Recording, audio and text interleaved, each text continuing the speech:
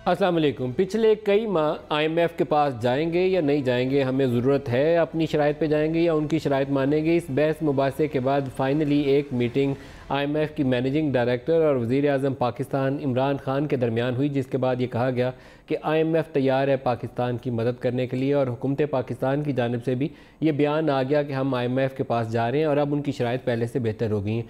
थोड़ी सी अगर बैकग्राउंड देखें तो जब इनको हुकूमत मिली तो कर्ज़ों का बोझ बहुत ज़्यादा था, बहुत बड़ा करंट अकाउंट डेफिसिट था, जिसको फाइनेंस करने के लिए पाकिस्तान को फौरी तौर पर डॉलर्स की शिद्दत के साथ कमी का एहसास था और ज़रूरत थी पाकिस्तान के बाहर से कोई ऐसे वसाइल दस्तयाब हो जाए कि हमारा वो जो डेफिसिट है वो फाइनेंस कर सके, कोई एक ऐसा बड़ा ज़रिया मिल जाए जिसको बुनियाद बनाते हुए world bank, Asian development bank, उनकी इमदाद भी आ जाए और बायलैटरल सोर्सेज से भी पैसा मिलना शुरू हो जाए।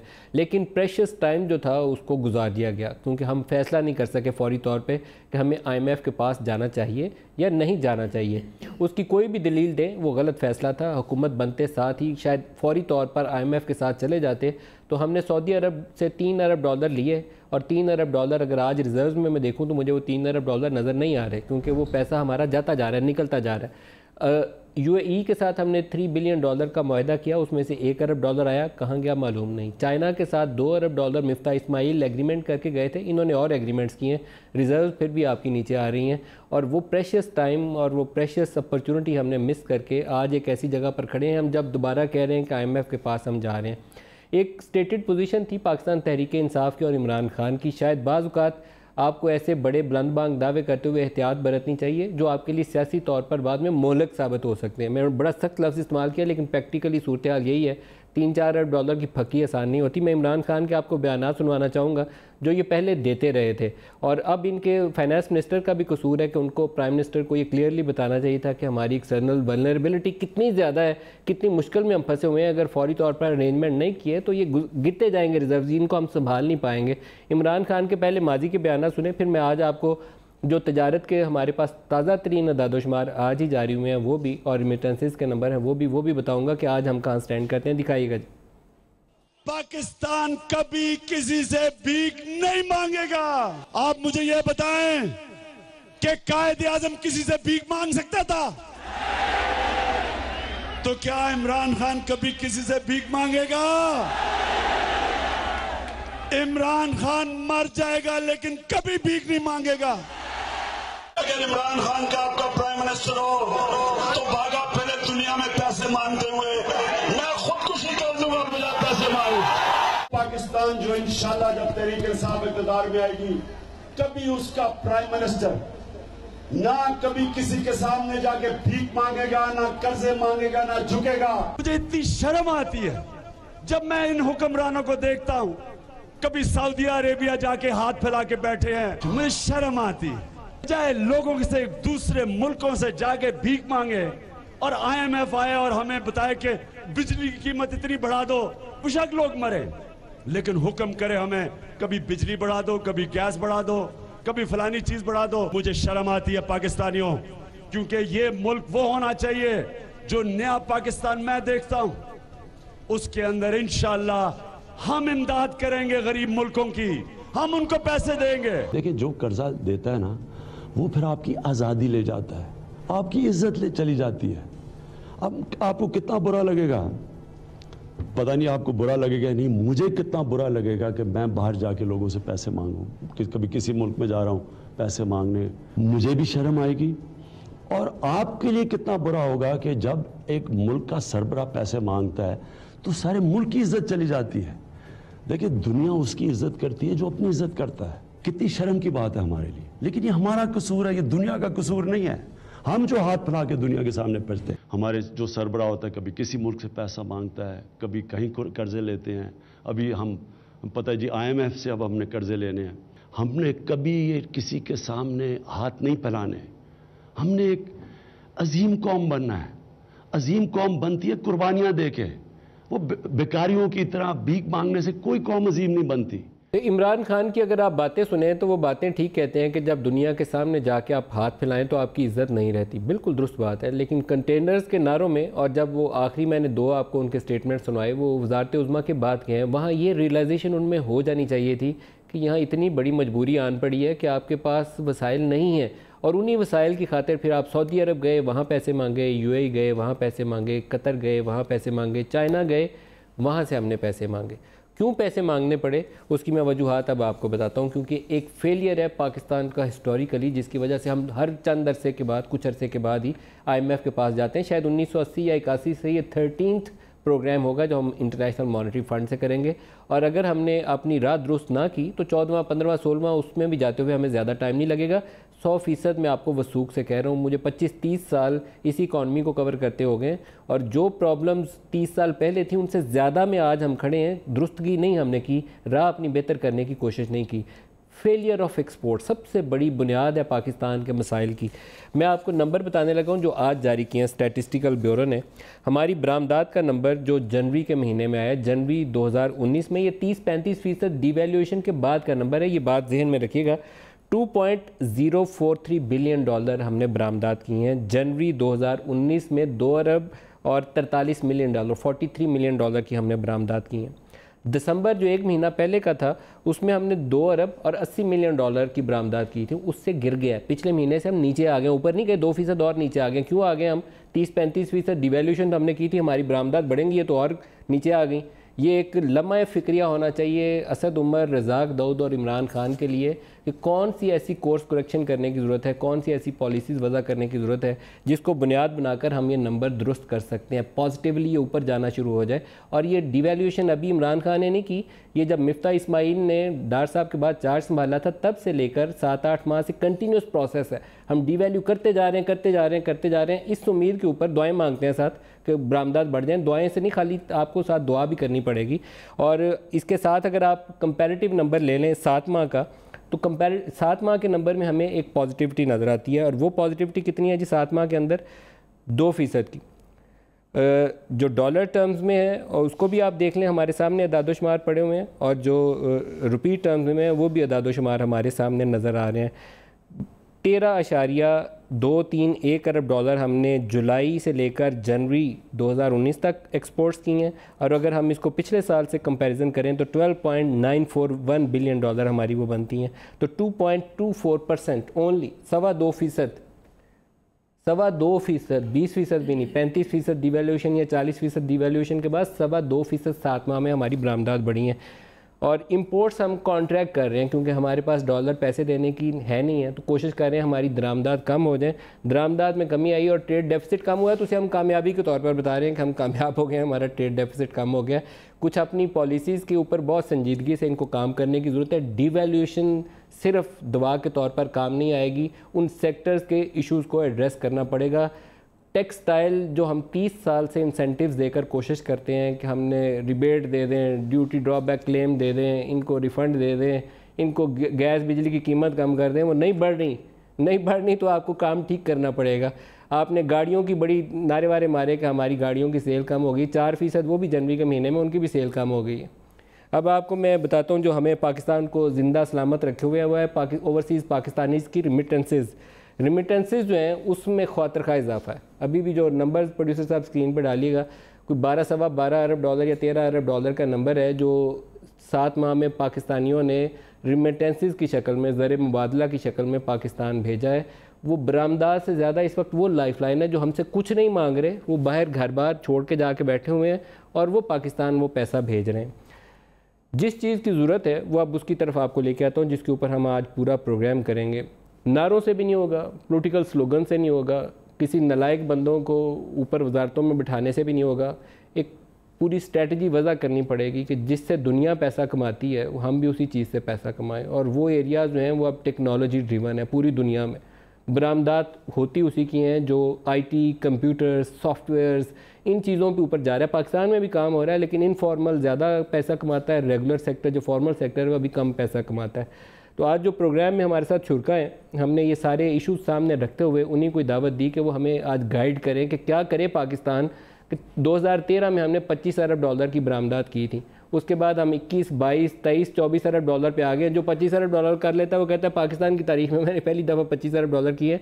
खुदा का खौफ खाएं, बांग्लादेश जो 71 में हमसे लैदा हुआ था और हम अभी तक वो अपने ज़ख़म जो हैं उनका मदावा नहीं कर सके, वो 50 अरब डॉलर की बरामदात कर रहा है, जहाँ कॉटन होती नहीं है वो कॉटन मंगवा के वो हमसे 2-3 गुना ज़्यादा उसकी बरामदात कर रहा है। 50 अरब डॉलर, हम 25 अरब डॉलर पे जो रुल रहे हैं दुनिया के सामने, अगर वो 25 अरब डॉलर इजाफी हम कमा रहे हों तो किसी IMF के पास हमें जाने की ज़रूरत नहीं है।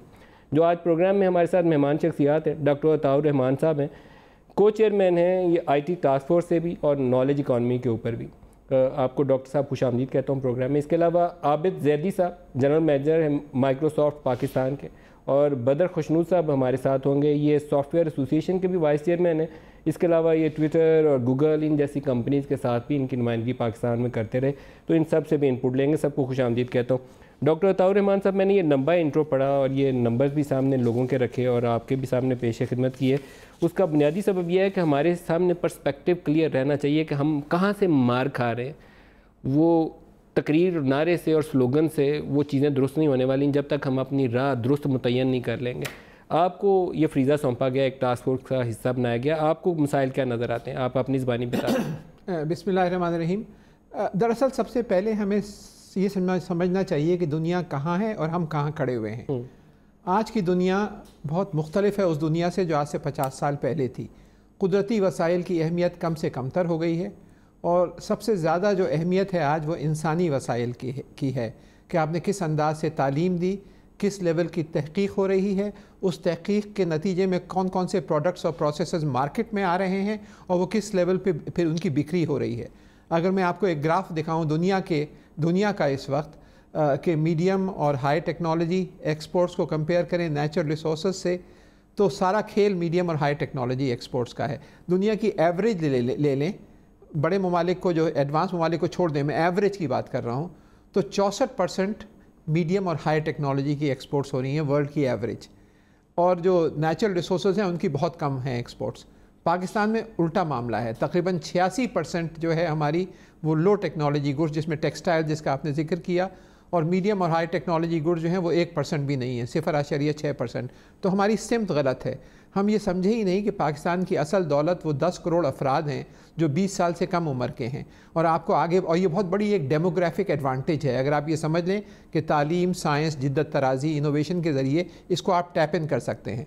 उसके लिए आपको यूनिवर्सिटीज़, रिसर्च सेंटर्स और फिर इंडस्ट्री और एग्रीकल्चर से लिंकेजेस, ताकि नए नए प्रोडक्ट्स लेकर आएँ। क्या वजह है कि सिंगापुर जैसा मुल्क जिसकी आबादी सिर्फ 55 लाख है और कोई कुदरती वसाइल नहीं है, कराची से 1/4 आबादी सिंगापुर की, कोई कुदरती वसाइल नहीं।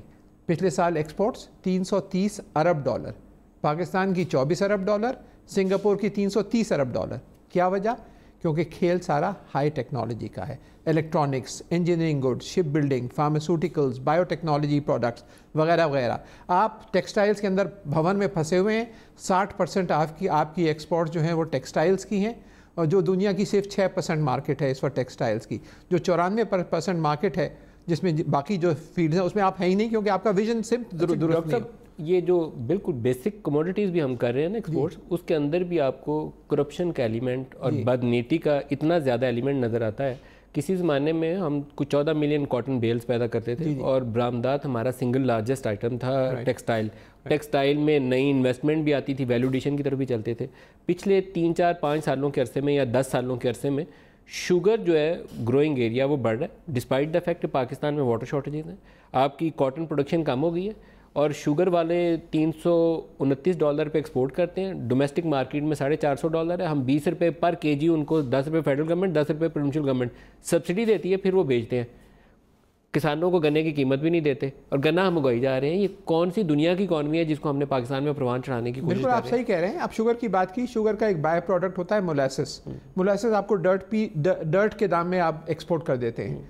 मोलासेस को आप, एक माइक्रो ऑर्गेनिज्म होता है एस्परजिलस नाइजर, उसे आप सिट्रिक एसिड में कन्वर्ट कर सकते हैं, जो कि बहुत हाई वैल्यू एडेड प्रोडक्ट है। और citric acid Coca Cola, jams वगैरह में वो आप इंपोर्ट कर रहे हैं। ये नहीं किया कि आप यहाँ पर इंडस्ट्री लगाते और इस तरह की चीज़ें जो हाई वैल्यू एडेड प्रोडक्ट्स में जाते। आप जो हैं वो और शुगर में क्यों कर रहे हैं? क्योंकि वेस्टेड इंटरेस्ट हैं, करप्शन, जो आपने कहा कि बड़े बड़े लोग हैं उनके अपने मिले हैं, एक्सपोर्ट रेट्स मिलती हैं, जी एक्सपोर्ट रेट्स मिलती हैं। तो अगर आप एक चार्ट बनाए ना जी कि कितने शुगर मिल ओनर्स पार्लियामेंट के अंदर बैठे हैं वफाक में और सूबों में, तो कोई 85% 90% आपको इसी पार्लियामान के अंदर बैठे हुए नजर आएंगे। बिल्कुल सही फरमाया आपने। और बिल्कुल एनर्जी के सेक्टर में जो करप्शन हुई है, जिसकी वजह से पिछले 25-30 साल में आप ऑयल इंपोर्ट करके, इसके बजाय कि आप खुद एनर्जी जनरेट करते पानी से, कोयले से, हवा से, सोलर से, आप जो है तेल इंपोर्ट करके और उसके अंदर 50-50 रुपए फी यूनिट के हिसाब से आपने कॉन्ट्रैक्ट किए ऑयल और डीजल पर, और उसके नतीजे में आपकी इंडस्ट्री कोलैप्स हो गई, जिसकी वजह से आप कंपेटिटिव नहीं रहे। क्या वजह है कि बांग्लादेश और दूसरे ममालिक आगे बढ़ गए? क्योंकि ज़्यादातर इंडस्ट्री कंपेटिटिव ही नहीं रही, तो आपकी पॉलिसीज़ जो है उनका रुख गलत रहा है। सर कुछ ये जो है ना लूटने का एलिमेंट हमारे यहाँ ज़रूरत से ज़्यादा है। जिनिंग के अंदर कंटेमिनेशन फ्री जो बोलते हैं कॉटन लेकर आए, वो कोई ऐसा कुछ जादू का चिराग नहीं है। आपको थोड़ा बहुत इन्वेस्ट करना था ताकि ज़्यादा साफ़ सुथरी कॉटन आ जाती वाइट शर्ट्स के लिए, उसका वो कॉटन थ्रेड लंबा हो जाता। इससे ज़्यादा कॉटन कॉन्ट, वो जो थ्रेड कॉन्ट बोलते हैं, इससे ज़्यादा तो रिक्वायरमेंट नहीं थी। हमने 4 आने नहीं लगाए, हम बाहर से मंगवा लेते हैं या यहाँ वाली कॉटन बाहर भेज देते हैं, और क्या करते हैं हम। तो इसके लिए अपॉर्चुनिटीज़ बहुत सारी हैं हमारे यहाँ किया हर एक चीज़ में, लेकिन आपने किया कुछ नहीं है। आप देखें फ्रूट के अंदर एक्सपोर्ट्स, हॉर्टिकल्चर के अंदर, बायोटेक्नोलॉजी के अंदर वैक्सीन आप सारी इंपोर्ट करते हैं, एनिमल वैक्सीन तक आप नहीं बनाते। ईरान को देख लीजिए, ईरान ह्यूमन वैक्सीन भी बना रहा है और एनिमल वैक्सीन भी बना के एक्सपोर्ट कर रहा है। इसी तरह क्यूबा बना रहा है, लेकिन पाकिस्तान जैसे जो न्यूक्लियर ताकत है वो वैक्सीन तक अपने नहीं बना पाया आज तक। हालांकि बहुत आसान है, इसको बनाना कोई रॉकेट साइंस नहीं है। इसी तरीके से बहुत सारे ऑल प्रोडक्ट्स हैं। फार्मास्यूटिकल्स के आप देख लें कि आप इंडिया कहाँ से कहाँ चला गया है, फार्मास्यूटिकल्स के अंदर आप कहीं नहीं हैं। इंजीनियरिंग गुड्स को देख लें कि क्या कुछ हो रहा है दुनिया में। छोटे छोटे ममालिक आगे बढ़ रहे हैं, कोरिया है, दूसरे ममालिक हैं। पाकिस्तान में इंजीनियरिंग गुड्स की इंडस्ट्री नहीं, कोई पॉलिसीज़ आपकी सारी डिस्टॉर्टेड हैं कि आप स्मगलिंग से आपके पास एंड प्रोडक्ट आ जाती है। आप जो पार्ट्स हैं जो चाहिए मैन्युफैक्चरिंग, उस पर ड्यूटी ज़्यादा हैं, एंड प्रोडक्ट पे कम है। तो पॉलिसीज़ हैव बीन लॉपसाइडेड। जब तक कि आप पॉलिसीज़ सही नहीं करेंगे, ईज़ ऑफ डूइंग बिजनेस के लोग इन्वेस्टमेंट लेकर आएँ तो आसानी से 1 विंडो ऑपरेशन तो नहीं करेंगे, आपके पास कोई इन्वेस्टमेंट नहीं आने वाली। आपके जो अपने पाकिस्तानी हैं वो भी चाहते हैं यहाँ इन्वेस्ट करना, लेकिन you have to get your act right. जब तो तक एक छोटी सी ऑयल रिफाइनरी लगती है ना जी दुनिया में आजकल, जो मॉडर्न रिफाइनरीज लगती हैं, उसकी एंड प्रोडक्ट जो है वो कोई मेडिसिन में यूज़ होती है, कोई आप कोई और चीज़ बनाते हैं। हम वो खाली फर्नेस ऑयल और पेट्रोल के रोले में, फिर ये भी नहीं समझ आता फर्नेस ऑयल को बाहर कैसे बेचना है। सरप्लस हो गया, पेट्रोल बना लिया, तो इसको कहाँ खपाना है। हमारी ऑयल रिफाइनरीज भी जीबो ग्रीन मॉडल पे बनी हुई है। आपने जिक्र किया, हमें क्रैकिंग इंडस्ट्री लगानी चाहिए थी। क्रैकिंग करते हैं ऑयल की, तो उससे जो बेसिक ऑर्गेनिक जो मोनोमर्स हैं वो पैदा होते हैं, उससे आप पॉलीमर्स भी बना सकते हैं, फार्मास्यूटिकल्स भी बना सकते हैं। दूसरे आपने नहीं लगाई, विजन ही नहीं था। तो जो आपके पास हुकूमतें आती रही हैं, उन्होंने नारे तो लगाए, और क्या हालत रही। साइंस और टेक्नोलॉजी में पिछले साल का बजट क्या था? 800 मिलियन, यानी कि 1 अरब भी नहीं था पूरे पाकिस्तान का साइंस और टेक्नोलॉजी का बजट। 270 अरब रुपए आप ऑरेंज लाइन पे खर्च कर रहे थे, और 1 अरब रुपए आप साइंस और टेक्नोलॉजी पे खर्च नहीं कर पाए। तो ये तो आपकी हालत है। तो ये आपकी नतीजे में मुल्क को तो डूबना ही था, जो डूब रहा है आपका। और ये जो आप बताएं फैक्ट्स एंड फिगर्स बता रहे हैं, उसकी वजह यही है कि हम मीडियम और हाई टेक्नोलॉजी मैन्युफैक्चरिंग की तरफ जा ही नहीं पाए, हम वो लो टेक के अंदर फंसे रहे। जो हमने सऊदीज़ और यूएई के साथ एक वो ऑयल सिटी का कॉन्सेप्ट है ग्वादर में, ये प्रिंस मोहम्मद बिन सुल्तान ने आना भी है 1-2 रोज़ के बाद पाकिस्तान में, शायद 16 को आ रहे हैं, 17 को मेरे ख्याल फॉर्मली उसको अनाउंस करेंगे। तो वो जो ऑयल रिफाइनरी 8-10 अरब डॉलर की है, यूएई से भी इन्वेस्टमेंट उसमें आ रही है। क्या इसके अंदर ये जो आपने जिक्र किया कि वो लगाना चाहिए था हमें? बिल्कुल, आपको चाहिए कि आप इसके अंदर वो इंडस्ट्री के अंदर एलिमेंट शामिल है? नहीं, अभी शामिल नहीं, अभी नहीं है। वो सिर्फ रिफाइन करेंगे, but that's not good enough for us. High value added products, उसके डजन्स ऑफ स्पिन ऑफ्स हैं जो आपको चाहिए कि उनके साथ मिलकर कहें कि साहब ये ऑयल जो रिफाइन कर रहे हैं, इसके साथ एक क्रैकिंग प्लांट लगाएं, उसके साथ मोनोमर्स पैदा करें, उससे आप पॉलीएस्टर बनाएं, उससे आप दूसरे जो फार्मास्यूटिकल्स के रॉ मटेरियल्स हैं वो बनाएं। फार्मास्यूटिकल इंडस्ट्री डेवलप हो जाएगी। रॉ मटेरियल जो है आपके सारे वहीं से तो आते हैं, सारे शुरू क्रैकिंग से होता है। लेकिन उसके लिए फिर जो हमें सीपैक एक बहुत बड़ी अपॉर्चुनिटी है कि वहाँ पे आप इंडस्ट्रियल हब्स लगा दें, बायोटेक्नोलॉजी का, इलेक्ट्रॉनिक्स का, कंप्यूटर साइंस का, इंजीनियरिंग गुड्स का, वगैरह वगैरह। तो सीपैक के अंदर और वहीं पे टेक्निकल ट्रेनिंग इंस्टीट्यूट्स भी बनाएं, तो और उसमें प्राइवेट सेक्टर चाइना के इंडस्ट्री को लेकर आएँ जो हमारे प्राइवेट सेक्टर के साथ मैच करे। तो एक ह्यूज बूम, ये एक बड़ी अच्छी विंडो है। लेकिन हमने सड़कें बनाने से ज़्यादा भी काम नहीं किया, तो उसकी तरफ जाना चाहिए। और इसलिए जो टास्क फोर्सेस बनाए हैं, जैसे प्राइम मिनिस्टर ने एक टास्क फोर्स बनाया है जो नॉलेज इकोनॉमी का, टेक्नोलॉजी ड्रिवन नॉलेज, जिसमें प्राइम मिनिस्टर खुद चेयरमैन है और मैं वाइस चेयरमैन हूँ, और 5-6 मिनिस्टर्स और 6 सेक्रेटरीज और टॉप एक्सपर्ट्स हैं। तो वो यही डायरेक्शन कि क्या हम तब्दील करें। अच्छा, हमारे साथ जो मेहमान हैं उनसे भी मैं चाहूँगा, क्योंकि वो अपने अपने एरियाज़ के एक्सपर्ट हैं, उनसे बेहतर इस पर राय नहीं कोई दे सकेगा। आबिद जैदी साहब भी और बदर साहब भी, इन दोनों को भी प्रोग्राम में शामिल कर लें। आबिद साहब, पहले आपसे जानना चाहूँगा, IT एक्सपोर्ट्स और ये IT प्रोफेशनल्स, नॉलेज इकॉनमी का जिक्र होता है या वैल्यू एडिड की तरफ जाने की जिक्र होती है, आपकी टेक्नोलॉजी एक्सपोर्ट्स का जिक्र होता है, कितना ज़्यादा पोटेंशियल है पाकिस्तान में, और ये बड़ी कंपनियां जैसे आप जैसी कंपनियां माइक्रोसॉफ्ट कितना ज़्यादा इसमें रोल प्ले कर सकते हैं? राइट, देखें, आई थिंक नॉलेज इकॉनमी के एस्पेक्ट से बात हो रही है। मैं ये समझता हूँ कि पाकिस्तान के लिए इससे बेहतर टाइम और कोई हो नहीं सकता। I will just take a step back कि एक ग्लोबल शिफ्ट आ रहा है, और वो शिफ्ट है कि इकोनॉमिक्स ऑफ स्कैर्सिटी से शिफ्ट आ रहा है इकोनॉमिक्स ऑफ अबंडेंस।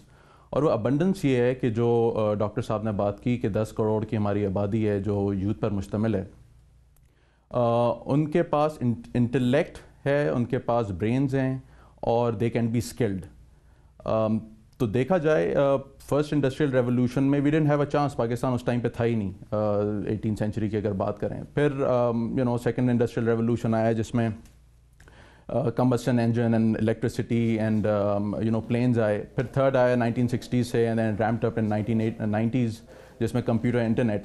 जो फोर्थ इंडस्ट्रियल रेवोल्यूशन वेव आई हुई है, जिसमें हम आर्टिफिशियल इंटेलिजेंस की बात करें या internet of things, mixed reality, data and analytics, उसमें बहुत ज़्यादा स्कोप है, लोगों को स्किल किया जा सकता है।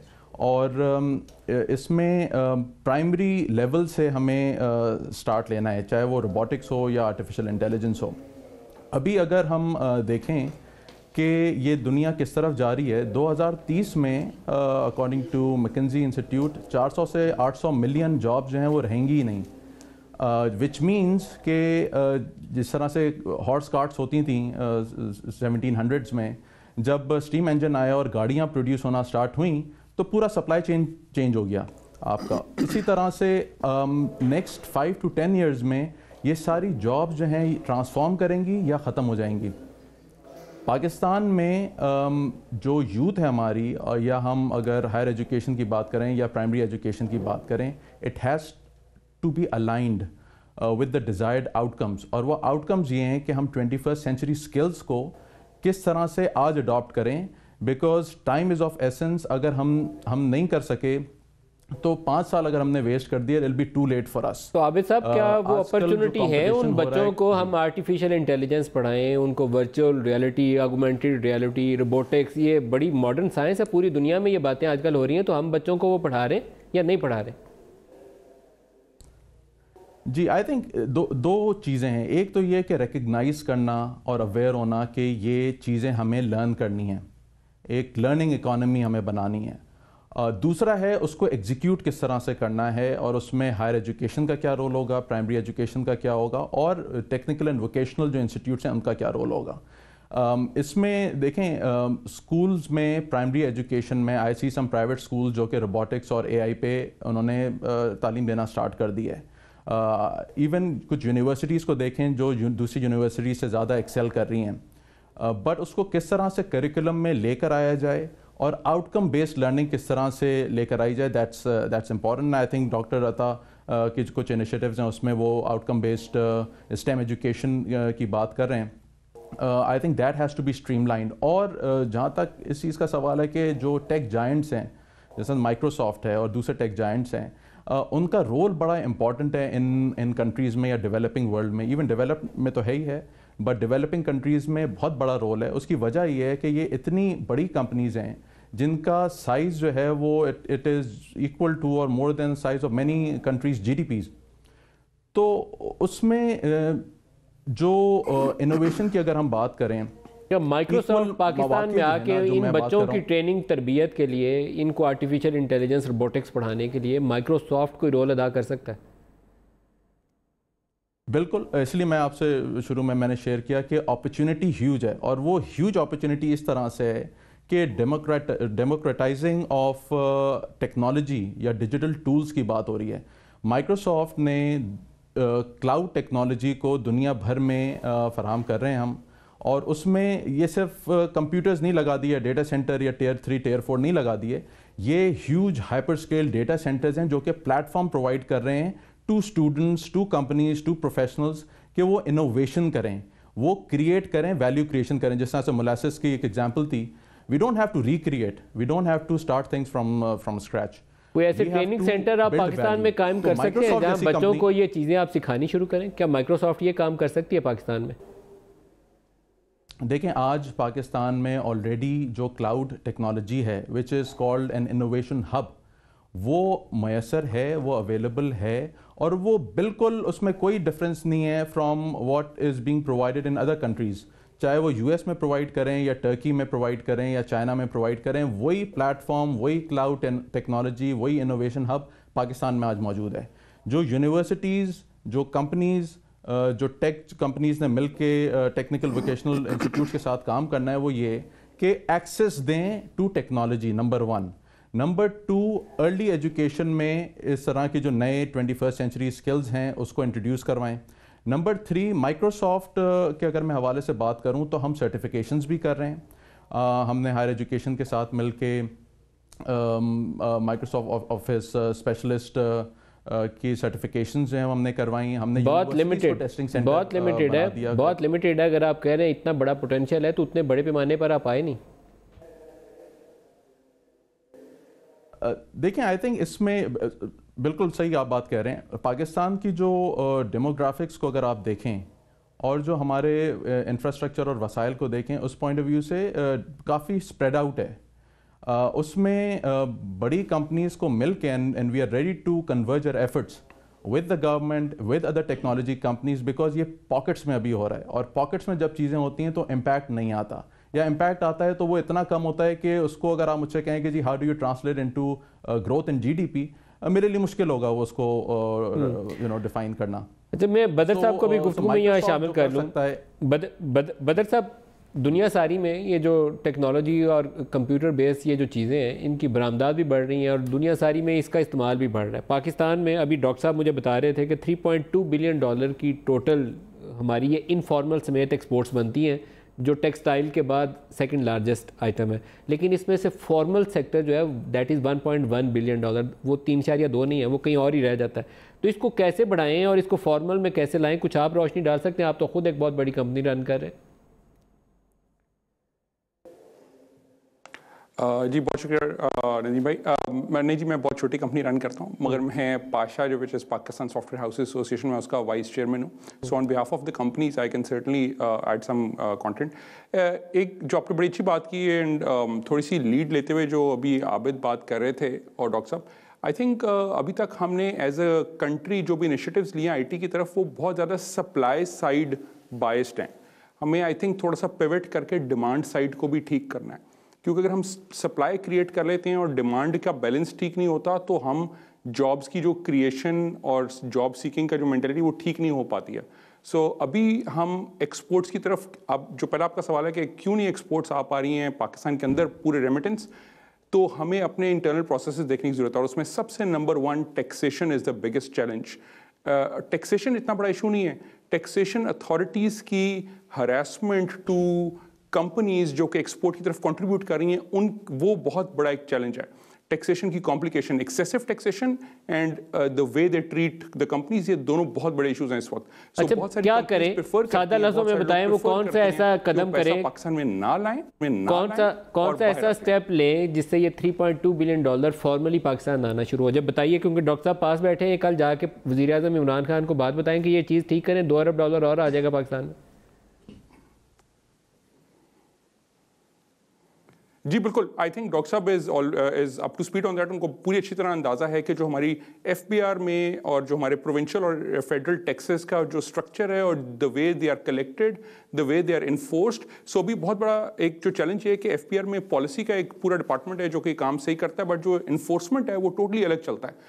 सो बहुत सारी केसेस में ये हुआ है कि हमारी जो मेंबर कंपनीज हैं उनके बैंक अकाउंट्स जाके एफबीआर ने सील कराए हैं और उनके पैसे खुद ट्रांसफर कर लिए एफबीआर के पास। So they have bypass the law, और वो एक्सपेक्ट ही करते हैं कि अब वो कंपनीज थ्रू लीगल प्रोसेस उनसे कोर्ट केस में जाएं, 5-10 साल केस में लगाते रहें और फिर बाद में इसको एडजस्टमेंट कर लें। और आपको भी पता है कि कोई भी टैक्स एडजस्टमेंट पाकिस्तान में कभी भी कैश बैक नहीं मिलता, वो बाद में एडजस्ट होती है in their for future taxes. So सिर्फ वो एक चीज़ अगर ठीक हो जाए तो बहुत ही रेमिटेंस वापस आ सकती है जो बिलियंस ऑफ डॉलर्स में है।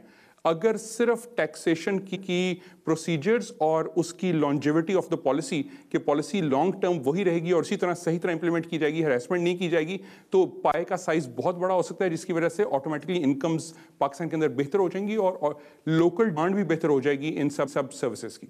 जो प्रोफेशनल्स हैं यहाँ पर वो फ्रीलांसिंग बहुत करते हैं, क्या उसके लिए फॉर्मली कवानीन मौजूद हैं, उनकी डाटा प्रोटेक्शन के ऊपर लॉज मौजूद हैं, वो आसानी से रजिस्टर करके अपना प्रोडक्ट जो भी वो तैयार करें, कोई ऐप्स बनाएं, वो बाहर बेच सकते हैं, उसके लिए कवानीन दुरुस्त है?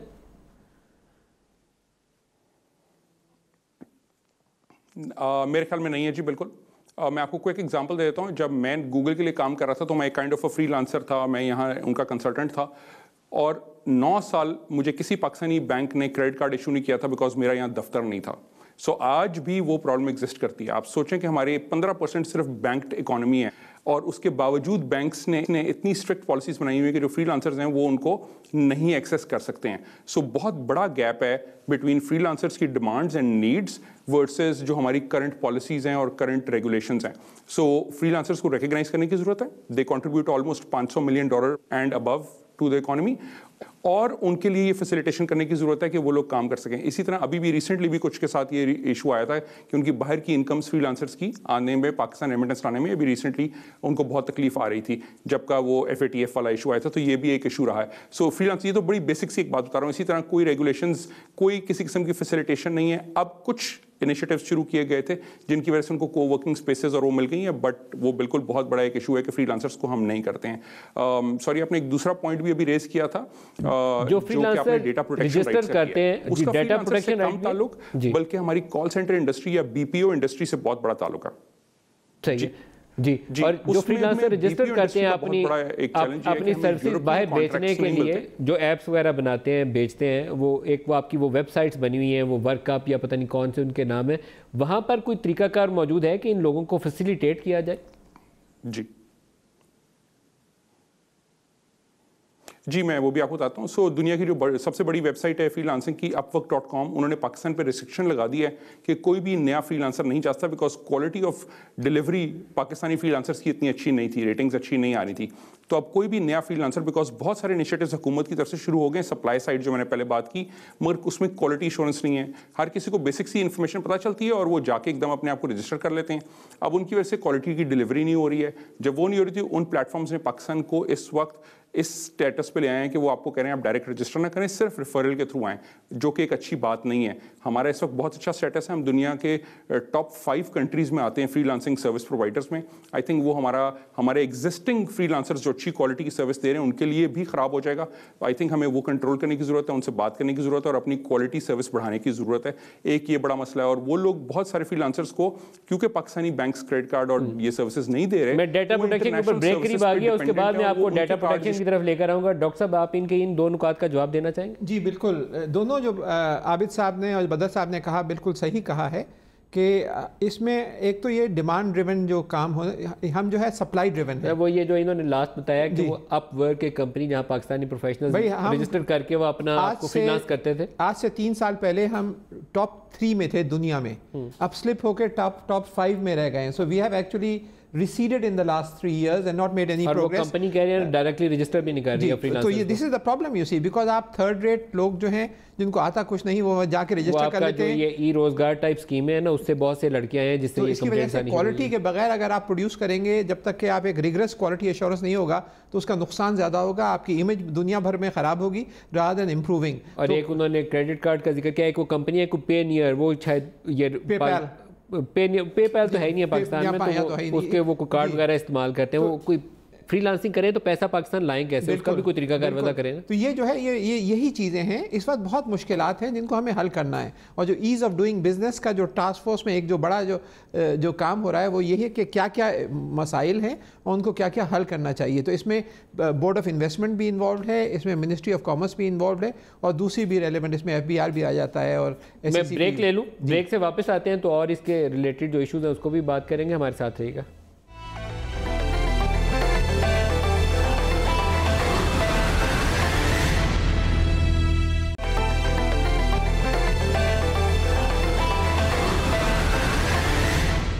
प्रोग्राम में दोबारा खुश आमदीद कहते हैं। मूडीज़ ने कुछ ही दिन पहले पाकिस्तान की जो क्रेडिट रेटिंग थी उसको नीचे ले आए थे, डिक्लाइन आ गया उसके अंदर, लेकिन आज उन्होंने एक और उससे जुड़ी हुई चीज़ है, वो सॉवरेन रेटिंग थी।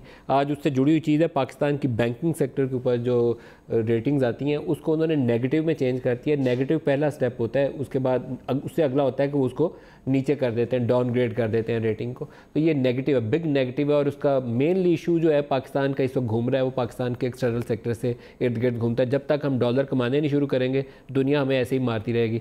मैंने रिमिटेंसेस का जिक्र किया था शुरू में कि जो अकेला पॉजिटिव चीज़ है अभी तक और वो है रिमिटेंसेस, और $12.77 बिलियन है 7 माह में जो रिमिटेंसेस आई हैं। और ये लाइफ लाइन है इस वक्त 7 माह में इतनी बड़ी रिमिटेंसेस। अगले 5 माह में ये तकरीबन इतना ही नंबर आएगा, $22-24 अरब पे हम पहुंच जाएंगे, जो बरामदात है पाकिस्तान की $24 अरब। तो डॉक्टर साहब ये जो इश्यूज़ हमारे साथियों ने, आबिद ज़ैदी साहब ने और बदर खुशनूर साहब ने गिनवाए हैं, एड्रेस करिए ताकि 3-4-5 अरब डॉलर तो आप ले सकते हैं इससे IT और टेक्नोलॉजी से। जी, इसमें एक तो बहुत 3-4 महीने के अंदर आप huge amount of revenue collect कर सकते हैं। खाली आप नादरा को इस बात की इजाज़त दे दें कि जितना डेटा उनके पास है FBR वगैरह का, वहाँ से आप all the data should be available, और उसमें वो देख लें कि आपके पास इस वक्त जो टैक्स फाइलर्स हैं तो 1.3 या 1.4 मिलियन हैं, ये 3 गुना आसानी से बढ़ सकते हैं। जो मेजर मैंने खुद देखे हैं प्रोफाइल, वहाँ 5 सेकंड में वो निकाल देते हैं प्रोफाइल हर एक का, और ये बता सकते हैं कि साहब ये साहब जो है इन्होंने 40 दफ़ा बाहर ट्रैवल किया है, इनकी वाइफ ने 13 दफ़ा बाहर ट्रैवल किया है, लेकिन 1 पैसा टैक्स के नहीं दे रहे। फॉरेन ट्रैवल के ऊपर तो पकड़ना वैसे ही बड़ा आसान है, क्यों नहीं पूछते उनसे कि कैसे। Precisely, so this you see at the moment it is FBR which is doing it, और FBR के अंदर भी मसाइल हैं। लेकिन वो हैरेसमेंट का भी तस्करा कर रहे हैं। Harassment that should not amount to harassment. बिल्कुल नहीं, तो there should be a chief information officer under NADRA है, और नादरा जो है वो फिर एक सारा इंफॉर्मेशन गैदर करे, and they are a very professional organisation, very high tech people, और वो सारा डेटा जो है उसके बुनियाद के ऊपर आइडेंटिफाई करे कौन लोग हैं, हैरस ना करें, डिमांड्स करें कि साहब आपने ये 5 करोड़ रुपए पिछले साल खर्च किए हैं लेकिन आपने 1 पैसा टैक्स का नहीं दिया, बताएं कि आप। So technology can be very immediately within 3 to 4 months I can guarantee you that you can have a huge increase in revenue just by using technology to identify the tax defaulters, which is very easily payable. जो आबिद साहब ने और जो बदर साहब ने जिक्र किया, ये आर्टिफिशियल इंटेलिजेंस, रोबोटिक्स, ये VR, आर्टिफिशियल इंटेलिजेंस, आप इनको बच्चों को पढ़ाने के लिए, इनको ट्रेन करने के लिए कुछ कर रहे हैं कि यूनिवर्सिटीज़ में इनको आप मास्टर्स करवाएं, BScs करवाएं। बिल्कुल, एक मेजर प्रोग्राम्स शुरू हो रहे हैं जो IT टास्क फोर्स के तहत, और इसमें भी AI का मसला ये है कि इस वक्त हम शुरू में हैं, is the beginning of a huge wave, यानी कि वी एक्सपेक्ट के अकॉर्डिंग टू इंटरनेशनल एस्टिमेट्स के $15.7 ट्रिलियन की बिजनेस हो जाएगी from less than a few billion within the next 10 years. So we are just at the beginning of a huge curve. और हम ये 15 ट्रिलियन का नंबर इतना बड़ा है, ये वो वैसे ही ना हो जाए जैसे मुराद सईद कहता था कि इमरान खान आएगा तो $200 अरब लाएगा, $100 अरब IMF के मुंह पे दे मारेगा, $100 अरब तुम पे लगाएगा। We have to strategize, sir. No, but this is international assessments by top companies, जो global assessments हैं कि this is the way that, तो पाकिस्तान हैज़ एन अपॉर्चुनिटी, अगर हम इस वक्त ट्रेनिंग दें अपने बच्चों को सही एट डिफरेंट लेवल्स, जिसके अंदर ज़रूरी नहीं है। आपका प्रोग्राम क्या है, क्या ट्रेन कर रहे हैं? 23,000 ग्रेजुएट्स आपके हर साल कंप्यूटर साइंस में निकल रहे हैं, वो तो ऑलरेडी निकल रहे हैं, जिनमें से अगर 3-4 हज़ार को आप फर्दर ट्रेनिंग दे दें स्पेशल स्किल सेट्स में, including AI and also lot thing, IoT है और वर्चुअल रियलिटी और बहुत सारी चीज़ें हैं, ये जो एक्सपर्ट्स बैठे हैं they know it far better than me, so there is a big opportunity there for you too. लेकिन very important thing, it has to be a demand driven approach, not a supply driven approach. Quality होनी चाहिए उनके अंदर। Quality भी और demand कैसे पैदा करेंगे कि government should start outsourcing e-governance programs, e-commerce programs to the private companies. Let them develop a track record. 10, 20, 50 अरब रुपए इन कंपनीज पे खर्च करें और अपने प्रोग्राम्स बनवाएं ताकि इनके पास एक्सपीरियंस पैदा हो। एक दफ़ा एक्सपीरियंस पैदा होगा तो फिर इंटरनेशनल मार्केट्स में जाके फिर ये कम्पीट कर पाएंगे। अभी तो है government has not been outsourcing this to a level, so फिर खुद ब खुद पैदा होगा। जितने ममालिक ने तरक्की की है, चाहे वो इंडिया हो चाहे दूसरे, it has been not just supply also demand. Specialized universities बनाते जो ये काम यही करें, बच्चों को कंप्यूटर पढ़ाएं, आर्टिफिशियल इंटेलिजेंस पढ़ाएं, रोबोटिक्स पढ़ाएं। और आप देखिए कि Pakistan Austrian engineering university Haripur Hazara में बन रही है, जो कि अंडर कंस्ट्रक्शन है। पाकिस्तान इटालियन इंजीनियरिंग यूनिवर्सिटी बन रही है। और एक मैं दिखाना चाहूँगा कि जो पिछले 15 साल में क्या हुआ है, अगर आप ग्राफ दिखा दें कि पिछले 15 साल में एक इनकलाब आया है तहकीक में पाकिस्तान में, क्योंकि हम सब चीज़ नेगेटिव सोचते हैं। Something very exciting has happened, यानी कि इंडिया से हम 400% पीछे थे in terms of international publications in impact factor journals in 2001. Then जो HEC में हमने रिफॉर्म्स लेकर आए और जो तब्दीलियाँ शुरू हुई 2007-17 में we overtook India, and this graph shows this, and in 2018 we are about 20% ahead of India per capita in terms of research publication. लेकिन आपका वो प्रोसेस रुक गया ना जी, आप वो पीएचडी को पढ़ने भेज रहे थे, उनको पैसे दे रहे थे, ग्रांट्स दे रहे थे, अब कितने पीएचडीज को दे रहे हैं ग्रांट्स वगैरह? अब जो है मैंने तो 11,000 के लोगों को उस ज़माने में पीएचडी और पोस्ट डॉक्टर की ट्रेनिंग के लिए भेजा था। अब पिछले 5 साल में कुछ 1700 लोग 300 पर ईयर, तो that has to be revived again and decline आ गया उसके अंदर। बदर आप कुछ ऐड कर रहे थे? जी बिल्कुल, मैं एक छोटी सी बात ऐड करना चाहूँगा कि I think and with all due respect, I think हमें ज़रूर ये रिसर्च KPI पे फोकस रखना चाहिए, बट आई थिंक इस वक्त बड़ा simple, clear, laser sharp focus है हमारा एक्सपोर्ट्स और जॉब क्रिएशन। अगर हम कोई भी इनिशिएटिव लें, कोई भी मिनिस्ट्री में, अगर एंड पे with in these with short term and longer term 1 year या 5 ईयर में अगर रिजल्ट KPI इन 2 चीज़ों में कंट्रीब्यूट नहीं करा तो we need to reconsider plans. एक बात। दूसरा, जो डिमांड वाली साइड है, एक बात याद रखें कि दुनिया में हर मुल्क में सबसे बड़ा कस्टमर बायर गवर्नमेंट खुद होती है। पाकिस्तान में ये केस नहीं IT में। इस वक्त पाकिस्तान के बड़ी कंपनी जो इदारे हैं, सरकारी इदारे, उन्होंने अपने अपने बड़े बड़े IT सेटअप्स खुद बनाए हुए हैं। वो इंडस्ट्री को डेवलप नहीं कर रहे हैं, वो इन हाउस सब कुछ डेवलप करते हैं, which is actually again wrong. और ये सूबाई लेवल पे भी होता रहा है और ये फेडरल लेवल पे भी होता आ रहा है। और बहुत सारे इदारे हैं जिन्होंने बड़ी बड़ी कंपनियां अपनी इन हाउस बना ली हुई हैं, including NADRA and others and सब ने, और उन सब को, उनकी कंपनियों को कम करके ये काम इंडस्ट्री को देने का है ताकि इंडस्ट्री डेवलप हो और उनको चीज़ों को प्रोडक्टाइज करे और फिर वो इंटरनेशनल ग्रोथ में जाएं। ये प्योर IT टू IT की बात कर रहा हूँ। एक और बात याद रखने की है कि डिमांड दूसरी तरफ, फॉर एग्जाम्पल अगर आप देखें टेक्सटाइल सेक्टर हमारा, दुनिया में टेक्सटाइल्स की कमी तो नहीं हुई डिमांड में। दुनिया में तो लोग और कपड़े पहन रहे हैं, पॉपुलेशन ज़्यादा बढ़ गई है। पाकिस्तान की टेक्सटाइल्स क्यों नीचे जा रही है? क्योंकि हमने वैल्यू एडेड प्रोडक्ट्स, जिसमें डॉक्टर साहब पहले बात करते हैं, वैल्यू एडेड की तरफ नहीं गए। और अभी भी हम जा सकते हैं टेक्सटाइल में वैल्यू एडेड की तरफ अगर हम ई-कॉमर्स, जो भी डॉक्टर साहब बात करते हैं, ई-कॉमर्स जैसी चीज़ें, नई टेक्नोलॉजीज, ब्रांडिंग बेहतर कर लें अपने मुल्क की। इस वक्त बहुत अपॉर्चुनिटी है ई-कॉमर्स की, मगर उसके लिए अगेन हमारे इदारे स्टेट बैंक टाइप पेपैल को फैसिलिटेट करना ज़रूरी है। बहुत सारी कॉन्वर्सेशन आप सुनेंगे, पेपैल की ज़रूरत नहीं है पाकिस्तान में। पेपैल की ज़रूरत डोमेस्टिक कॉमर्स के लिए नहीं है, पेपैल की ज़रूरत इंटरनेशनल कॉमर्स के लिए है, क्योंकि इंटरनेशनल कॉमर्स इस वक्त दुनिया में जो सबसे ज़्यादा हो रही है वो eBay, Amazon और मैं आप दोस्तों की तरफ वापस आऊँगा। एक आप सब की इजाज़त से हमने बीपर करना है अयाज सादिक साहब से, जो साबिक स्पीकर हैं पाकिस्तान की कौमी असम्बली में। अयाज सादिक साहब, अस्सलाम वालेकुम। जी वालेकुम अस्सलाम। बहुत शुक्रिया, आप हमारे साथ शामिल हो रहे हैं। ये फरमाइएगा कि बहुत बहस जारी है आजकल के शहबाज शरीफ साहब जो हैं उनको पब्लिक अकाउंट्स कमेटी का चेयरमैन रहना चाहिए या उनको हटा देना चाहिए, क्योंकि उनके पास नैब के केसेस उनके ऊपर लगे हुए हैं, रोज़ाना उनकी पेशी होनी है। तो बताइए तरीकाकार इसका क्या होता है? हुकूमत हटा सकती है किसी को? देखें, एक तो चीज़ क्लैरिफाई कर देनी चाहिए, नैब के केसेस तो इमरान खान साहब पे भी हैं, परवेज खटक साहब पे भी, तो इसका मतलब उनको भी हटा देना चाहिए। अभी तक प्रूफ तो कुछ नहीं हुआ। बहरहाल दूसरे जो इशू है उसमें जहाँ तक मेरा ख्याल 28 नवंबर 2016 में एक इशू रेज हुआ था और वो इनके PTI के एक चेयरमैन थे, उनको हटाना चाहते थे। अब हमारे पास रूल्स जो हैं वो नहीं थे, तब मैंने एक रूलिंग दी थी जिसमें मैंने ये कहा था, ये वेबसाइट पे भी अवेलेबल है, जिसमें रूलिंग मैंने ये दी थी कि अगर एक रेजोल्यूशन मेजॉरिटी मेंबर्स दें तो फिर एक मेंबर को, एक चेयरमैन को हटाया जा सकता है। तो वो रूलिंग एग्जिस्ट करती है और वो अब हमारे रूल्स ऑफ बिजनेस में भी प्रिंट हुई है। तो यार सादिक साहब, उसके मुताबिक तो ये है कि उस कमेटी के अंदर अक्सरियती तादाद अभी भी हुकूमती अरकान की है, या उनके जो इत्तेहादी हैं उनकी मिला के तादाद ज़्यादा बनती है, 16 के करीब या 17 बन जाती है।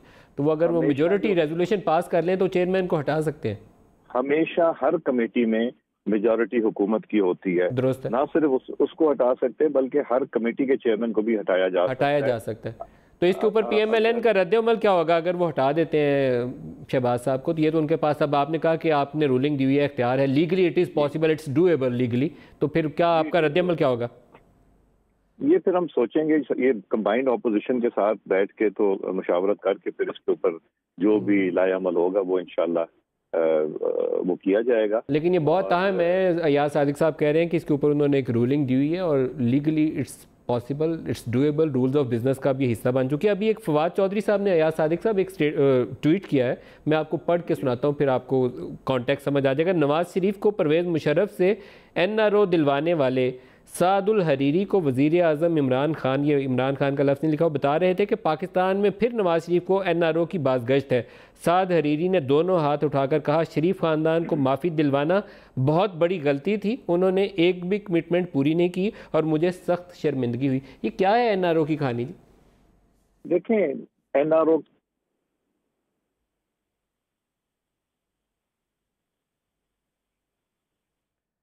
सरदार साहब की कॉल ड्रॉप हो गई, शायद दोबारा कोशिश करें। आपको मालूम होगा डॉक्टर साहब क्या हुआ था NRO, आप तो उस वक्त थे, आपके कोई नॉलेज में है चीज़ें? मैं इन चीज़ों से अपने आप को दूर ही रखा है मैंने। अरे पता होना चाहिए था, यहाँ पे भी आपको वो ज़रूरत थी टेक्नोलॉजी के इस्तेमाल की, साइंस की और आर्टिफिशियल इंटेलिजेंस की एक ऐप यहाँ पे भी लगी होनी चाहिए थी। बिल्कुल आप सही कह रहे हैं, लेकिन ये बात सही है कि NRO से पाकिस्तान को बहुत बड़ा नुकसान हुआ है, बहुत नुकसान। We have lost huge amount पिछले 10 साल के अंदर, यानी कि ये कि आप डूब गए हैं इस वक्त डेट के अंदर, कर्ज़ों के अंदर, और जो मसाइल आपको हो रहे हैं, आप जो शुरू में जो आपने प्रोग्राम के शुरू में कहा कि IMF से ये कहा था, लेकिन अब मजबूरी तो जाना पड़ा है। वो NRO की वजह से ये पाकिस्तान, यकीनन NRO की वजह से, क्योंकि आप देखिए 6,000 से बढ़ के 30,000 अरब रुपए आपका कर्जा हो गया 10 साल में। अयाज सादिक साहब दोबारा आ गए। अयाज सादिक साहब जी फरमाइएगा, ये जी फिर लाइन ड्रॉप होगी। इमरान खान का वो बयान सुनवा सकते हैं वो NRO वाला जी, प्रोड्यूसर साहब वो सुनवा दीजिए।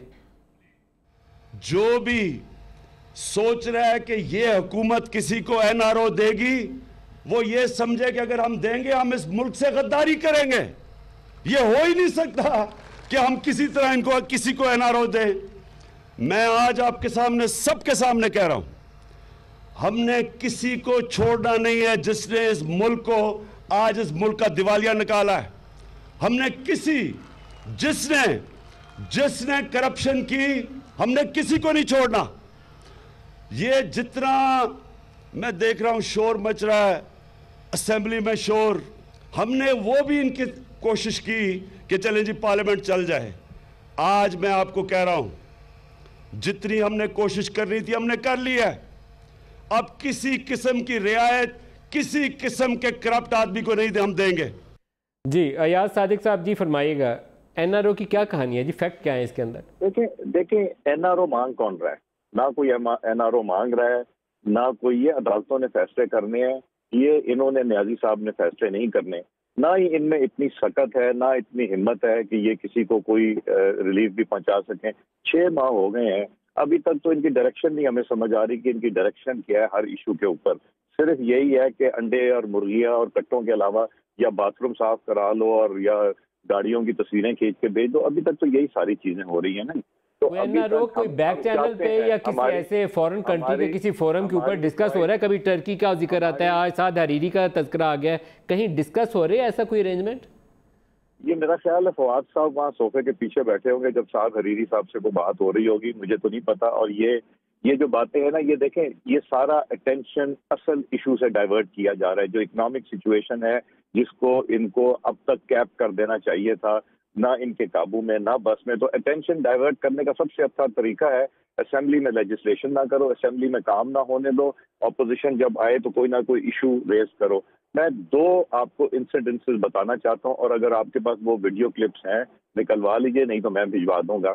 आखिरी बजट मिफ्ता इस्माइल का, जिसमें शीरीन मजारी साहिबा और मिफ्ता इस्माइल साहब में इतना फासला था कि मेरा ख्याल है उनकी जो फूकें हैं वो भी एक दूसरे तक पहुंच रही होंगी। और एक इनको याद होना चाहिए कि कॉन्स्टिट्यूशन, रूल्स ऑफ बिजनेस और कागज फाड़ के जब स्पीकर के ऊपर फेंका करते थे और कहते थे हम नहीं मानते स्पीकर को और अयाज सादिक है, वो भी आप एक वीडियो निकाल के देख लें।